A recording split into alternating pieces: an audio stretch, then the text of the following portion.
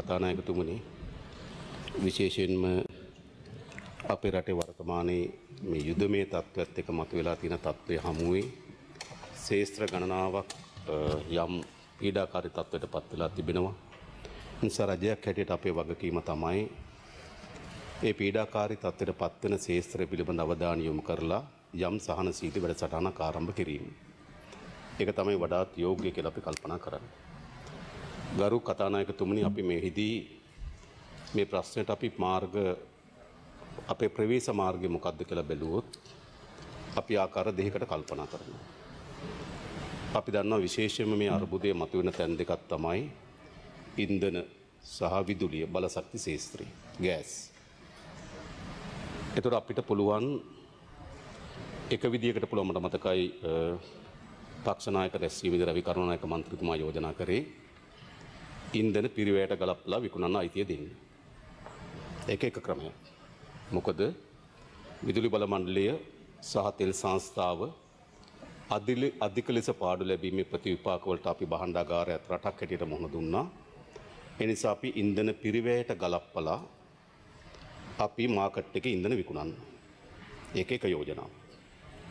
දෙවැනි යෝජනාව තමයි ඉන්ධන පිරිවැයටම ගලපන්නේ නැතුව යම් සහනාධාර ක්‍රමයක් කරා යොදවන්න. මේක තමයි අපිට තියෙන පැති දෙක. පළවෙනි පැත්ත අපි ක්‍රියාත්මක කරොත් මම හිතනවා අපිට භාණ්ඩාගාරයටත් තෙල් සංස්ථාවටත් විදුලි බල මණ්ඩලයටත් බලපෑමක් ඇතිවන්නේ නැහැ. මොකද අපි ඉන්ධන ඉපිරිවැයට අනුව ගලපනවා. හැබැයි අපේ ආර්ථිකයට, කර්මාන්තකරුවන්ට, ව්‍යාපාරිකයන්ට, සාමාන්‍ය ජන ජීවිතයට බලපෑමක් ඇති වෙනවා. ඒ නිසා අපි මේකේ තුලනාත්මක තැනක් අපි සොයාගතුව තිබුණා. ඒ අනුව තමයි අපි බැලුවා ඉන්ධන මිල ඉහළ යාම අනුව මාකට් එකේ ප්‍රයිස් එකට දැන් ගියොත් ඩීසල් ලීටරයක් රුපියල් 600 ඉක්මවනවා. ඒ 600 ඇතුලේ රුපියල් 50ක එක්සයිස් ඩියුටි එකක් තියෙනවා. මම දැක්ක ගොඩක් අය මේ රුපියල් 50 ඩියුටි එක මුළුමනින්ම අයින් කරන්න කියලා අපිට යෝජනා කරනවා. හොඳයි. හැබැයි මේ බද්ද අයින් කරොත් රුපියල් 50කින් තමයි ඩීසල් වලට බලපෑමක් ඇති වෙනකොට රුපියල් 50ක එක්සයිස් ඩියුටි එකක් තියෙනවා. නමුත් අපි කල්පනා කරේ ඒක නෙවෙයි. බද්ද එසේම තිබෙන ගමන් අපි අලෙවි වෙන හැම ඩීසල් ලීටරයකටම රුපියල් 100 දක්වා මුදලක් මහ භාණ්ඩාගාරය වෙන් කරන්න. ඒ කියන්නේ ඉන්ධන පිරිවැයට අනුව ගලපනවා. එළබෙන මේ මාසේ පළවෙනිදා ගලපනවා. ඔය ආසන්න දිනයකදී ඉන්ධන නැවත පිරිවැයේ ගාස්තු අපි ගේනවා.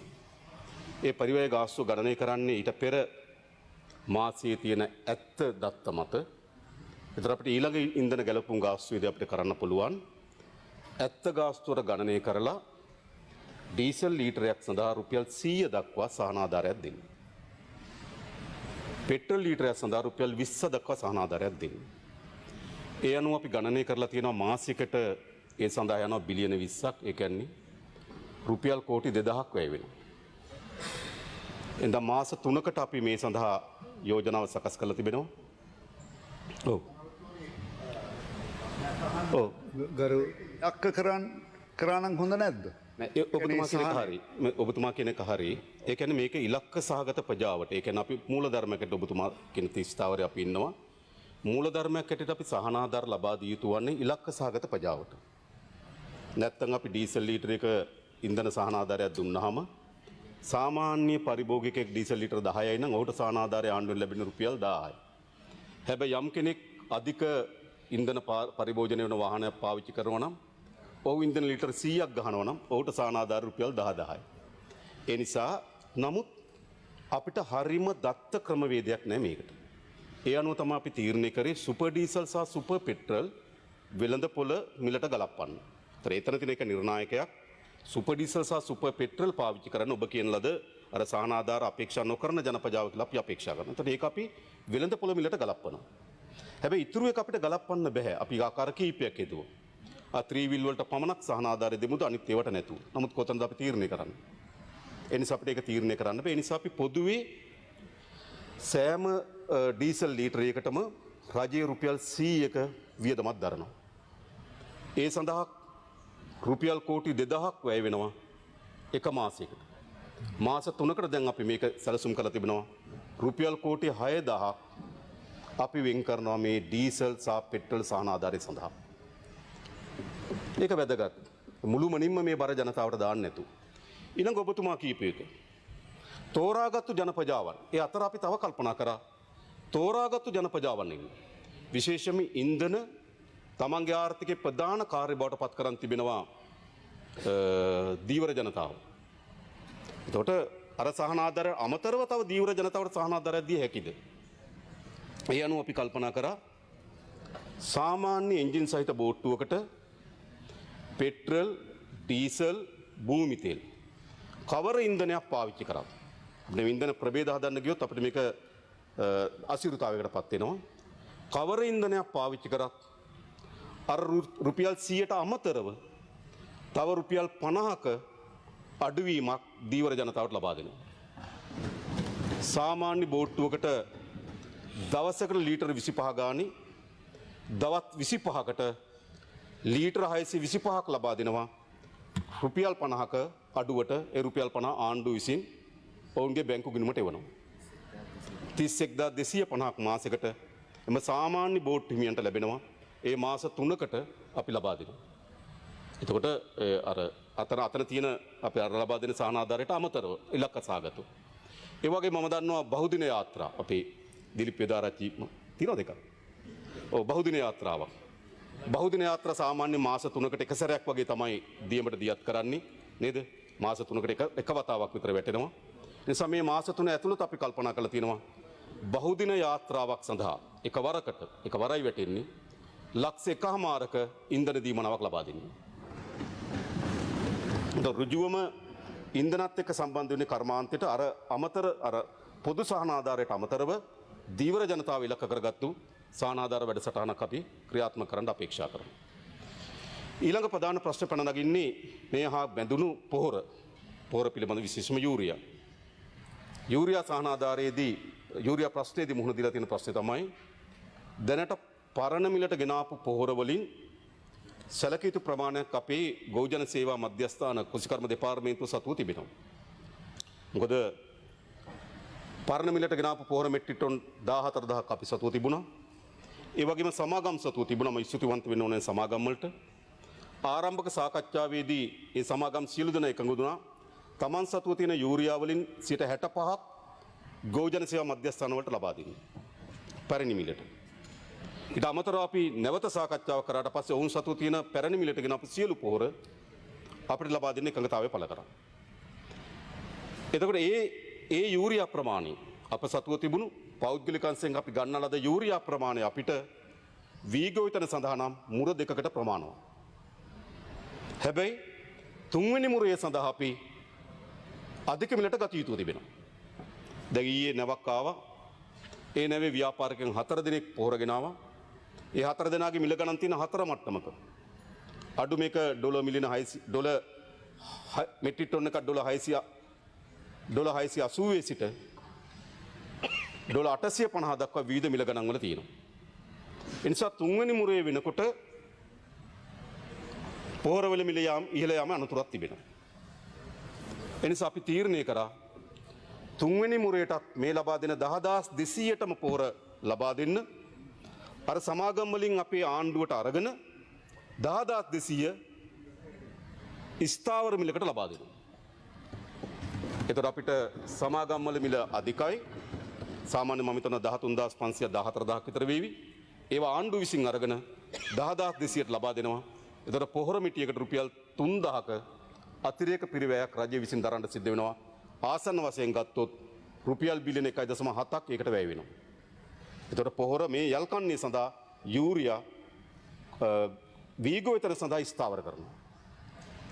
අමතරව පොහොර මිල ඉහළ යාමත් සහ ඉන්ධන ගාස්තු ඉහළ යාමකුත් තියෙන ගොවි ජනතාවට. අපි ඒක සැලකිල්ලක් කරන්න ඕනේ. හැබැයි පොහොර සහන ආධාරය ලබා දෙන ඉතාමත් හොඳ ක්‍රමවේදයකට ඔවුන් වගා කරන භෝගය මොනවද? ඒ වීද අතුරු භෝගද? ඒ මත තමයි පොහොර නිර්දේශය දෙන්නේ. ඉතින් පොහොර නිර්දේශෙම අපි සැලකිල්ලට භාජනය කරා තවත් අමතර සහන ආධාරයක් ලබා දෙන්නේ. කියන්නේ පොහොර තමයි මේ සහන ආධාර ලබා දෙන්නේ. පොහොර තමයි නිර්ණායකය. එයා වීද වගා කරන්නේ වී වගා කරනවා දැන්ට තියෙන පෝර සානාධාරය රුපියල් 25000යි. එයා කුඹුරේ අතුරු භෝග වගා කරනවා දැන්ට තියෙන පෝර සානාධාරය රුපියල් 15000යි. එතකොට නමුත් ඒක ලබා දෙන්නේ කොහොමද? ඔවුන් වගා කරන භෝගය සහ භූමි ප්‍රමාණය මත. එතකොට ඒක යම් විධිමත් නිර්ණායකයක් අනිත් සානාධාර ලබා දෙන්නේ. ඒ අනුව අපි තීරණය කරා රුපියල් 25000 තියෙන පොහොර සානාධාරය රුපියල් 30000 දක්වා වැඩි කරන්න. රුපියල් 5000කින් පොහොර සානාධාරය අතර පොහොර සානාධාරය ඇතුලේ ගැබ්බී තිබෙන අනිත් වියදමු. මොකද පොහොර අපි 10200 දෙනවනේ. නමුත් ඒක තමයි අපි නිර්ණායක මත පදනම් කරගත්තා රුපියල් 5000ක් ලබා දෙන්න. වී ගොවිතැන සඳහා. ඒ වගේ කුඹුරු වල විශේෂම යල්කන්නේ කුඹුරු වල අතිරේක භෝග වගා කරන ප්‍රමාණය වැඩි. ඒ සඳහා ලබා දෙන රුපියල් 15000ක පොහොර සානාධාරයක් දෙන්නේ. ඒක අපි 18000 දක්වා වැඩි කරන්න තීරණය ගත්තා. ඒ අනුව ඒ පොහොර සානාධාරය වෙනුවෙන් ආසන්න වශයෙන් ගත්තොත් අපිට ඊට අමතරව තේ වගාව සඳහා මම හිතන්නේ දැනටමත් අපි රුපියල් 4000ක් කුඩා තේ වතු හිමියන් සඳහා පොහොර මිටියකට නේද? පොහොර මිටියක රුපියල් 4000ක දීමනාවක් ලබා දෙනවා. අපි එකවරකට පමණක් ඒක තවත් රුපියල් 5000ක දීමනාවක් ලබා දෙනවා පොහොර මිටියකට. අමතරව. තව 5000ක දීමනාවක් ලබා දෙන්න අපි තීරණය කරලා තිබෙනවා. මේ සියල්ලම ගත්තහම ඒ වෙනුවෙන් අපිට මිලියන 6500ක් වැය වෙනවා. එතකොට පොහොර සානාධාරය සඳහා අපි ඒ රුපියල් මිලියන 600 වැය කරන්න කල්පනා කරනවා. ඊළඟ ප්‍රධාන වශයෙන් අපි මුහුණ දීලා තියෙන ප්‍රශ්නය තමයි අඩු ආදායම්ලාභීන් කවුද? ඔවුන්ට කොහොමද අපි සහනාධාරයක් ලබා දෙන්නේ? අඩු ආදායම්ලාභී තියෙන එකම නිර්ණායක අපිට දැන් තියෙන අස්වැසුම. ඒක පිළිබඳ යම් විවේචන තිබෙනවා. හැබැයි යම් විවේචන තිබුණත් මේ වෙලාවේදී අපිට අඩු ආදායම්ලාභී ලෙස තේරුම් ගන්න පුළුවන් තිබෙන නිර්ණායක පද්ධතිය මොකද්ද? අස්වැසුම. ඒ අස්වැසුම නිර්ණායක පද්ධතිය වෙනුවෙන් දැන්ට තියෙනවා 17500 අස්වැසුම තියෙනවා. 10000 අස්වැසුම තියෙනවා. 5000 අස්වැසුම තියෙනවා. මේක තමයි දැන්ට තියෙන විදිය. ඒ නිසා අපි තීරණය කළා තියෙනවා අප්‍රේල් මාසයට පමණක් මේ උත්සව මාසයත් එක්ක අප්‍රේල් මාසයට පමණක් රුපියල් 17500 අස්වැසුම රුපියල් 25000 දක්වා රුපියල් 7500කින් වැඩි කරන්න. රුපියල් 10000 අස්වැසුම රුපියල් 15000 දක්වා රුපියල් 5000කින් වැඩි කරන්න. අනතුරුව තියෙන අර සංක්‍රාන්ති අවදියේ ඉන්න අයගේ අස්වැසුම රුපියල් 2500කින් වැඩි කරන්න. එනු ඒ සඳහා අපි ඇස්ටිමේට් කළා තියෙනවා රුපියල් මිලියන 8500ක් මේ මාසේ ඒ සඳහා අපිට අතිරේක වැය කරන්න සිද්ධ වෙනවා. ඊළඟ ගත්තොත් විදුලි බිලේ ප්‍රශ්නේ. විදුලි බිලේ ප්‍රශ්නේ අපිට ආකාර තුනකින් මේ ප්‍රශ්නේ පැන නගිනවා. එක ආකාරයක් තමයි ජලාශවල ජල මට්ටම පහළ යාම නිසා අපිට වැඩිපුර තාප බලාගාර වලින් විදුලි නිෂ්පාදනය කරන්න සිදු වී තිබීම. එක. දෙවෙනි ප්‍රශ්නය තමයි අපි මුහුණ දෙනවා විශේෂම ෆර්නස් ඔයිල් නැප්තා සහ ඩීසල් වලින් බලාගාරවල ඩීසල් නැප්තා ෆර්නස් ඔයිල් වල මිල ඉහළ යාම. ඒක අපිට බලපෑමක් ඇති කරනවා. තුන්වෙනුව තමුන්නාසලා හැම විටම කියන ගල් අඟුරු වල ප්‍රමිතිය අඩු නිසා යම් ප්‍රමාණයක් අඩුවෙන් නිෂ්පාදනය වෙන්නේ විදුලි ඒකක ඒවා අනික් බලාගාර වලින් ගන්න යනකොට ඇති වෙන අතිරේක වියදම. මේක තමයි කරුණු තුන. මේ කරුණු තුන තියෙනවා. ඒ වගේම අතිරේක වශයෙන් පැන නගිනවා දැන් අපිට ක්‍රූඩ් ඔයිල් ඒ කියන්නේ බොරතෙල් වල තමයි ප්‍රශ්නේ මතුනේ. මම ඊට කලින් පාර්ලිමේන්තුවේ කිව්වා ෆුජේරා වලින් අපිට එන්න තිබුණේ බොරතෙල්. අපිට සිංගප්පූරු වලින් ඉන්දියාවෙන් අපි ගන්නවා පිරිසිදු කරපු තෙල්. හැබැයි අපිට බොරතෙල් ගන්න තිබුණේ මැද පෙරදිග කලාපේ. ඉතින් බොරතෙල් අපිට එන්න තිබුණ නැවක් ප්‍රමාදයට ලක් වුණා. ඊට පස්සේ තව නැවක් එන්න තිබුණ එකක් ප්‍රමාදයට ලක් වෙලා තිබෙනවා. දැන් අපිට ලබන මාසී 16 17 වගේ තමයි අපිට දැන්ට අපි නැව ගමන් මාර්ගය පරීක්ෂා කරමින් ඉන්නවා. අපිට ලබන මාසයේ මේ මාස සමාවෙන්නේ අප්‍රේල් මාසයේ මැද භාගයේ වෙනකොට තමයි අපිට මේ බොරතෙල් නැවක් එන්නේ. ඒ නිසා බලාගාරය යම් අනතුරකට මුහුණ දෙනවා. මේ පිරිපහදු යම් ප්‍රමාණයකට අපිට දවස් කීපයක් වසා තබන්න සිද්ධ වේවි මේ අනුව. ඒතර පිරිපහදු වසා තබනකොට පිරිපහදුවෙන් තමයි අපිට අවශ්‍ය නැප්තා සහ ෆර්නස් ඔයිල් හැදෙන්නේ. පිරිපහදුවෙන් බොරතෙල් ගෙනල්ලා පිරිපහදු කරනකොට ඇති වෙන නැප්තා වලින් සහ ෆර්නස් වලින් තමයි අපි අපේ බලාගාර පද්ධතිය අවශ්‍ය නැප්තා සහ ෆර්නස් ඔයිල් සැපෙන්නේ. එතකොට අපි ඒ අනතුර කලින් දැකලා අපි ෆර්නස් ඔයිල් වෙනම ආනයන කරන්න තීරණය කරන් තිබුණා. ඒකත් බොහෝ දුරට 13-15 වගේ කාලය ඇතුළත ෆර්නස් ඔයිල් නැවක් එනවා. හැබැයි එතකොට වෙන දේ තමයි අපි බොරතෙල් වලින් පිරිපහදු කරලා ෆර්නස් ඔයිල් ගන්න මිලට වඩා ෆර්නස් ඔයිල් ආනයනය කරනකොට වෙන මිල අපිට අධික වෙනවා.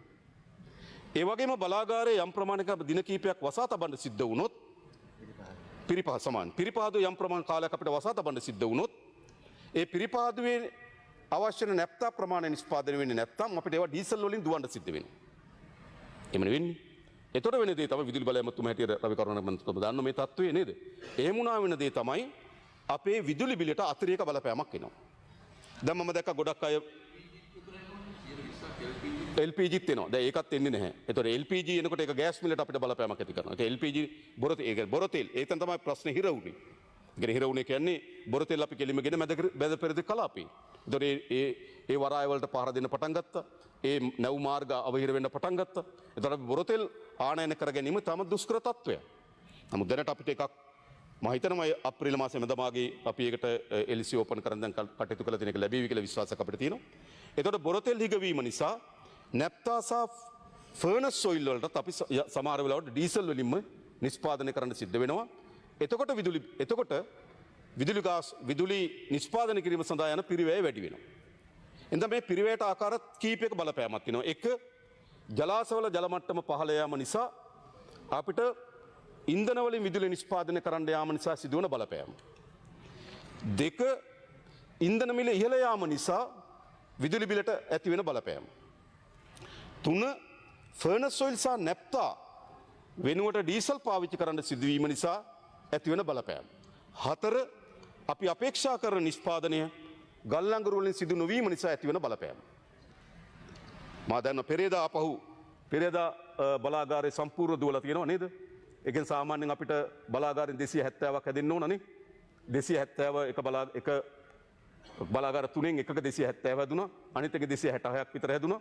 අනිත් එක 244යි පළවෙනි බලාගාරේ කොහොමත් එක 15. ඒතර ඒක උච්චාවචන වෙනවා.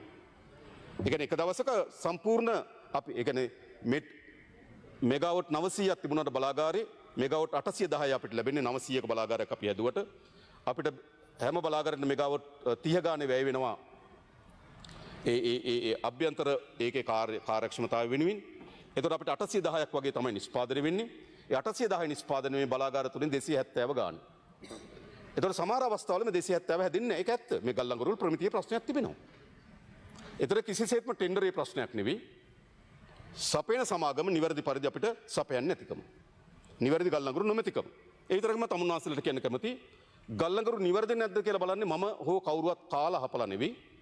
ඒක බලන්නේ නියමිත පරීක්ෂණාගාරවලින්. පටවන්න පෙර එම පරීක්ෂණාගාරය අපිට රිපෝට් එකේ වෙන එම පරීක්ෂණාගාරය අපිට රිපෝට් එකේ වෙනවා ගල් අඟුරු පාස් කියලා. ඊට පස්සේ අපි 80ක් ගෙවනවා. ඊටු 120 ගෙවන්න අපි නැවත අපි ඉන්දියානු පරීක්ෂණාගාරයෙන් පරීක්ෂා කරනවා. කුමක් හරි හේතුවකට මේ ලැබ් දෙකෙන්ම මේ ඉන්දියානු පරීක්ෂණාගාරය තෝරාගත්තේ 2023 වසරේ. එතකොට මේ අවස්ථා දෙකේදීම මේ සමත් වීම සිද්ධ වෙනවා. නැව් 3ක සමත් වෙලා තිබෙනවා. හැබැයි අනිත් ඒ වගේ පරීක්ෂණ වාර්තාවල සමත් වීමක් තිබෙනවා.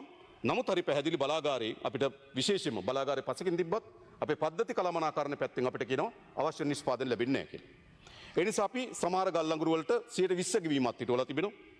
සමහර වාර්තා වලට ඒවට පෙනල්ටි තීරණය කරලා තිබෙනවා. ඒ වගේම සමහර ඒවාට අපි 180 ගෙවලත් නැහැ. 180 ගෙවලත් නැහැ. ඒ නිසා ගල් අඟුරු වලින් ප්‍රමිතියෙන් තොර ප්‍රමිතිය අඩු හේතු කොටගෙන ගල් අඟුරු වලින් නිෂ්පාදනය කරන විදුලිය අපිට ඩීසල් වලින් නිෂ්පාදනය කරන්න සිද්ධ වෙන අතිරේක වියදම තියෙනවා නම් ඒ අතිරේක වියදම එම සමාගම හරහා අය කරගන්න.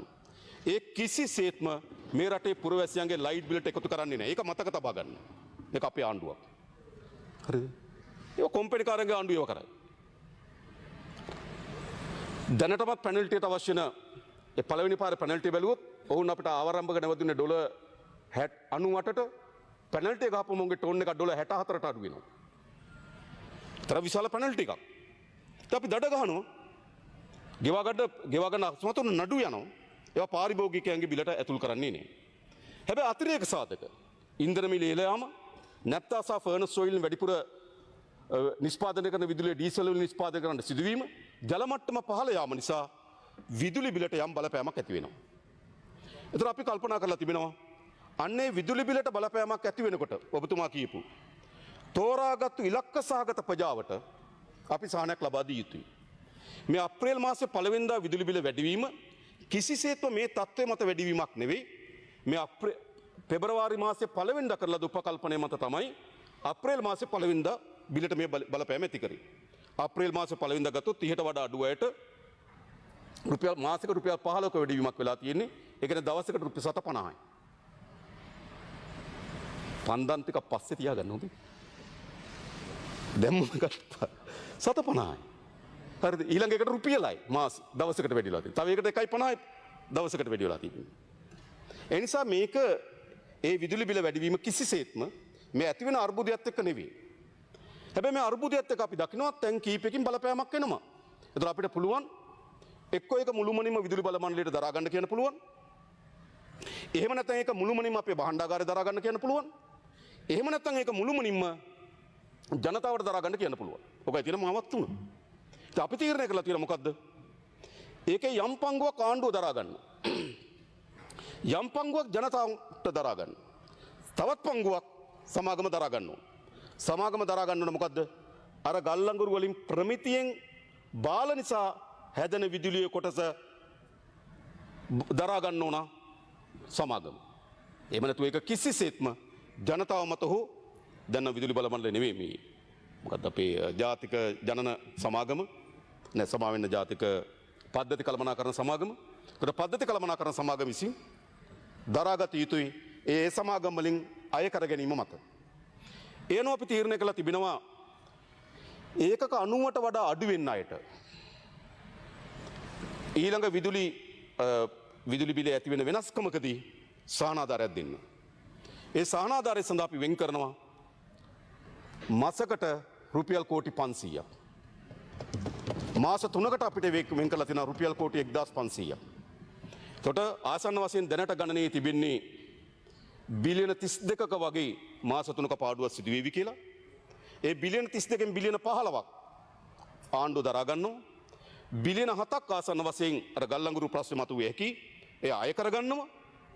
බිලියන 10ක් වගේ 3න් එකක් වගේ පංගුවක් විදුලි බිලට ඇතුළත් වී යුතුයි. මේකයි ක්‍රමය. මට කවුරු හරි නැගිටලා කියන මීට වඩා වෙනස් ක්‍රමයක්. මේක තමයි මේ සියල්ල කරන්න පුළුවන්කම ලැබුණේ මෙවැනි හදිසි අවස්ථාවකදී මේ කිසිවක් මම මතක තබා ගන්න. මේ අර්බුද මේ විදිහට මතුන 2022 දී මම පොඩ්ඩක් කියන්න. 5000 ගහලා බෙදුවා. අවස්ථා දෙකකදී විතර බෙදුවනේ. ඒක විශ්ව මොකක්ද උනේ? උද්දමනේ 70ට ගියා. විශාල ප්‍රමාණයක් මුදල් සංසරණය කරන්න මාකට් එකට එවන්න පටන් ගත්තා. අපිට පුළුවන් බෙදලා දාන්න පුළුවන්. හැබැයි බෙදුවොත් අනිත් පැත්ත බලන්න. 70ට ගියා උද්දමනේ. 33ට ගියා පොලි අනුපාතිකය. 38ට ගියා ඕඩි එක. බැඳුම් කර පොලිය 30 ඉක්මවන්න ගියා ආණ්ඩුවේ පොලිය.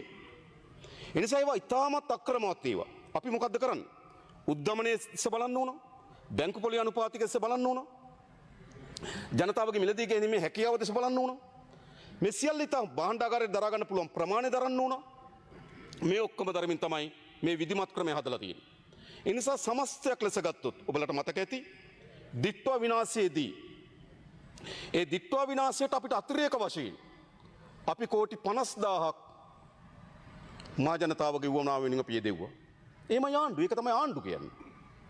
ඒ වගේම මේ ව්‍යසනයේදී අපි දැනට වෙන් කරලා තියෙනවා රුපියල් කෝටි 10000ක් මා මේ ඉදිරිපත් කළ ලද පැකේජ් එක ඇතුලේ තියෙනවා.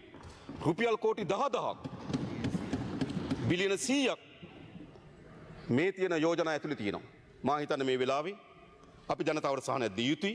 ජනතාව බලාගත යුතුයි. ඒ වෙනුවෙන් අපිට දරාගත හැකි ප්‍රමාණය බිලියන 100ක වැය ශීර්ෂයක් අපි දරලා තියෙනවා මාස 3කට. හැබැයි මේ තත්ත්වය මීට වඩා වර්ධනය වෙනවා. වර්ධනය වෙන නැවත අපි තමුන්වන්සලා ගාවට එන්නම්. ඇවිල්ලා අපි යෝජනා ඉදිරිපත් කරන්න අපිට ඒක අනුමත කරලා දෙන්න. මේ බිලියන 100 මුළුමනින්ම අපි අලුතෙන් මුදල් ණයට ගැනීමක් අලුත් මුදල් සපයා ගැනීමකින් තොරව අපේ අයවැය ලේඛනයේ තුලින්ම තමයි මේ බිලියන 100 හොයා ගැනීම සඳහා අපි සැලසුම් කළා තිබෙනවා. ඒ නිසා කිසිසේත්ම රට තුල මුදල් සංසරණය වැඩි වෙන්නේ නැහැ. කිසිසේත්ම ආණ්ඩුවේ ණය පංගුව වැඩි වෙන්නේ නැහැ. ආණ්ඩුවට දෛනිකව මාකට් එකෙන් ගන්න ඕන බැඳුම් කර සහ භාණ්ඩාගාර බිල්පත්වල අගේ ඉහළ යන්නේ නැහැ. අගේ ඉහළ ගියොත් ඒකට පොලි අනුපාතිකය වැඩි වෙනවා. ඒ නිසා අපි 10%ට වඩා යටින් පොලි අනුපාතිකය පවත්වාගෙන යන්න. උද්දමනයේ 5%ට වඩා යටින් පවත්වාගෙන යන්න. මේ ආදී ඩොලරය එකක් බලන්න මම එකක් කියන්නම්. මේ තියෙන ඉන්ධන පාවිච්චි මේ විදිහටම ගිහිල්ලා ඉන්ධන මිල ඉහළ ගියොත් අපිට මේ අප්‍රේල් සහ දෙසැම්බර් දක්වා අතිරේක වශයෙන් ඩොලර් බිලියන 1.5ක් වැය වෙනවා ඉන්ධන ආනයන වෙනුවෙන්. ඒ හිතන්නේ අපේ ඉකොනොමි එක දරා ගන්න පුළුවන් කියලා අතිරේක ඩොලර් බිලියන 1.5ක් අවශ්‍ය කරන ප්‍රමාණයට වඩා. ඒතර ඒක අපේ ඩොලරයට බලපෑමක් ඇති කරනවා. ඒ නිසා ඉන්ධන පාවිච්චිය තවත් අපි පරිස්සම් විය යුතුයි. මොකද ඒකද මිලම මත පමණ ඒ කියන්නේ ඉන්ධන මිල මත පමණක්ම නෙවෙයි පාවිච්චිය ගැනත් අපි කල්පනා කරන්න ඕන. ඒ ඔක්කොම කල්පනා කරලා බැලුවට පස්සේ අපිට පුළුවන්කම තිබුණා මොකද්ද? ඊටමත් විධිමත් ආර්ථිකයේ කිසිසේත්ම ඛණ්ඩනයකටපත් නොවි ජන ජීවිතේ සාමාන්‍ය ආකාරයෙන් පවත්වාගෙන යමින් ආර්ථිකයේ සාමාන්‍ය ආකාරයෙන් ඉදිරියට ගෙන යමින් රජයක් රුපියල් කෝටි 10000ක සාහන පැකේජයක් යෝජනා කරනවා.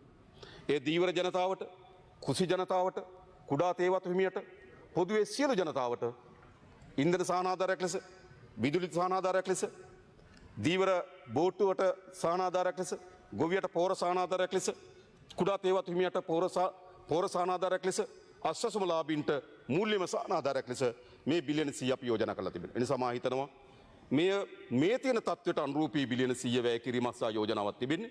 මේ තත්ත්වය තවත් වෙනස් වෙනවා නම් අපි තවත් ඒ පිළිබඳ සැලකිලිට භාජනය කරන්න සූදානම්. ඒ වගේම අවසාන වශයෙන් අපේ මූලික අවශ්‍යතාවය තියෙන අඛණ්ඩ බලශක්ති සැපයීම. අඛණ්ඩ ඉන්ධන සැපයීම අපේ බගවීම් බාර ගන්න ඕන. දැන් අපිට දැන් තියෙන සැලසුම් අනුව අපිට මේ මාසයේ අග දක්වා අඛණ්ඩ ඉන්ධන සැපයන්න පුළුවන්. ඊළඟ දේ තමයි ඉන්ධන සහන මිලකට සැපයීම. ඒ සඳහා තමයි මේ යෝජනාව තිබෙන්නේ. අඛණ්ඩ ඉන්ධන සැපයීම. ඒක සාතික කරලා තිබෙනවා. මේ යග දක්වා එච්චර පුරෝකතනය කරන්න පුළුවන් මේ තත්ත්වය අනුව ඊට එහා පුරෝකතනය කරන්න මම හිතන්නේ මේ තියෙන තත්ත්වය වර්ධනය වීමත් එක්ක බලන්න ඕන. නමුත් කොහොමත් අපිට ඊට පසුව ඒකේ දින 55ක් තියෙනවා. ඊට පසුව කොහොමත් අපේ ගබඩා පාසුකම් අනුව බලලා තමයි අපි ඉතින් සැලසුම හදන්න ඕනකම තිබෙන්නේ. ඒක තව දින 55ක් තියෙන මේ මාසෙන් ඔබට අපිට සැලසුමට යන්න. ඉතින් අද මේ අප්‍රේල් මාසේ 5 වෙනිදා අපිට සැලසුම තියෙනවා මේ අග දක්වා ඉන්ධන සැපයීම. ඉතින් අඛණ්ඩ ඉන්ධන සැපයීමට අපි වග කියනවා. ඒ වෙනුවෙන් මම හිතන ඉන්දියානු රජය මා මෝදි අග්‍රාමාත්‍යතුමත් එක්ක කතා කරා. එහිදී මෝදි අග්‍රාමාත්‍යතුමා විශේෂයෙන් ඩීසල් සහ පෙට්‍රල් යම් ප්‍රමාණයක් අපිට ලබා දෙන්න එකඟතාවය පළ කරා. එතුමාටත් මම බෙහෙවින් ස්තුතිවන්ත වෙනවා. ඒ වගේම අපි චීනයේ තානාපතිතුමත් එක්ක සාකච්ඡා කරා. එතුමා මෑතකදී චීනයට ගිහිලා චීන රජයත් එක්ක සාකච්ඡා කරලා විලා අපි මුණ ගැහුණා. චීන රජයත් යම් ඉන්ධන ඩීසල් සහ පෙට්‍රල් ප්‍රමාණයක් අපිට ලබා දෙන්න එකඟතාවය පළ කරලා තිබෙනවා. විශේෂම රුසියාවත් එක්ක අපි තාමත් ශක්තිමත් ගනුදෙනුවකට අවතීර්ණ වෙමින් තිබෙනවා. රුසියානු බලශක්ති නියෝජ්‍ය අමාත්‍යවරයා ඉතා විගස ශ්‍රී ලංකාවට පැමිණිය. ගිය සතියේ රුසියානු නියෝජ්‍ය විදේශ අමාත්‍යවරයා ශ්‍රී ලංකාවට පැමිණිය. ඔවුන් එක්ක අපි සාකච්ඡාවක් යෙදෙමින් තිබෙනවා. ගෑස්, ගල් අඟුරු, ඉන්ධන, පොහොර මේ පිළිබඳ සාකච්ඡාවක් නිරත වෙමින් තිබෙනවා. නමුත් ලෝක ස්වභාවය අපි කවුරුත් දන්නවා. අපි මොන බැංකු වරාද ගනුදෙනු කරන්නේ? බැංකු සූදානම්ද කියන ප්‍රශ්න අපි හැමෝම තිබෙනවා. ඒවා අප පමණක් මුහුණ දෙන ප්‍රශ්න නෙවෙයි. ජාත්‍යන්තර වශයෙන් මුහුණ දෙන ප්‍රශ්න. දැනට අපිට ට්‍රම්ප් ජනාධිපතිතුමා විසින් ප්‍රකාශයට පත් කළා තියෙනවා අප්‍රේල් 11 දක්වා මාර්තු මාසයේ 11 වෙනිදා ප්‍රකාශ කර අප්‍රේල් 11 දක්වා රුසියාවත් එක්ක ගනුදෙනු කරන්න අවශ්‍ය අවස්ථාව ලබා දීලා තිබෙනවා. ඒක තව දීර්ඝ වෙනවද? එතනින් නතර වෙනවද කියන අපි දන්නේ නැහැ. නමුත් අපි රුසියානු රජයත් එක්කත් අපි තාමත් ශක්තිමත් ගනුදෙනු අපේ ප්‍රවාහන අමාත්‍යතුමා ගිය සතියේ රුසියාවේ සංචාරකයෙක් ඉදලා එහිදීත් අපේ බලශක්ති නියෝජ්‍ය අමාත්‍යතුමා ඒක සාකච්ඡාවේ නිරත වුණා. එනිසා අපි උපරිම මේ අවස්ථාවේදී අවශ්‍ය වන රාජ්‍ය තාන්ත්‍රික සහාය ලබා ගැනීම සඳහා අපි මැදිහත් වෙමින් තියෙනවා අඛණ්ඩ බලශක්ති සැපයීම සම්පූර්ණ කර ගැනීම වෙනුවෙන්. ඒ නිසා මම හිතනවා රජයක් හැටියට මේ වෙලාවේදී ගත හැකි පියවරයන් ඉතාමත් විමසිලිමත්ව තමුන්නාන්සේලා මේ පාර්ලිමේන්තු ඉදිරිපත් කරන අදහස්, පාර්ලිමේන්තුවෙන් පිටත ඉදිරිපත් කරන අදහස්, ඒ අදහස් අපි සවන් දෙමින් ඒවා අපි උරා ගනිමින් මේ පිළිබඳව සැලකිලිට භාජනය කරන්න.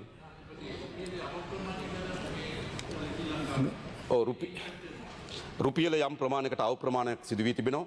මා බලපුවම් ප්‍රධාන වශයෙන් ගත්තොත් අපේ විදේශ සංක්‍රාමවල අඩුවීමක් සිද්ධ වෙලා නැහැ. විදේශ සංක්‍රාම මාර්තු මාසයේ වැඩි වෙලා තිබෙනවා.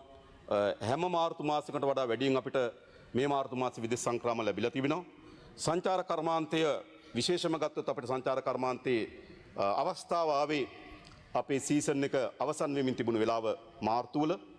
ඒ නිසා දැන් ඇත්තටම අපිට තියෙන යුදමය ගැටුම් කලාපෙන් අනිත් කලාපෙන් තමයි සංචාරකයන් එන්නේ.